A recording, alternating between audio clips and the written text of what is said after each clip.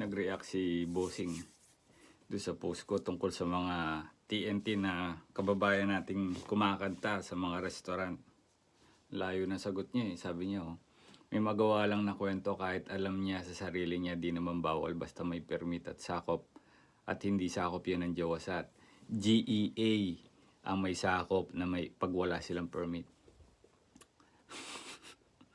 Ang tinutukoy mo, yung mismong establishment.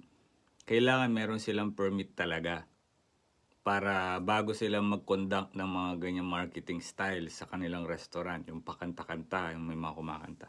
Ang tinutukoy ko, yung taong kumakanta. Yung babanat ka, kaso layo ng banat mo. Egol lang no? Ay, nako.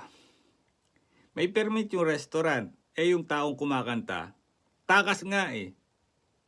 O paano sa makakuha ng lisensya para maging, ano tawag dito, lisensyadong manganganta sa Saudi?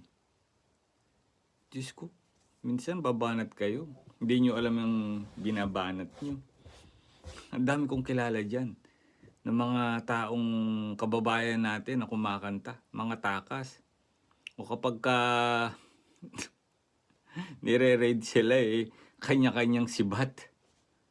Diyos ko po, mga taong to.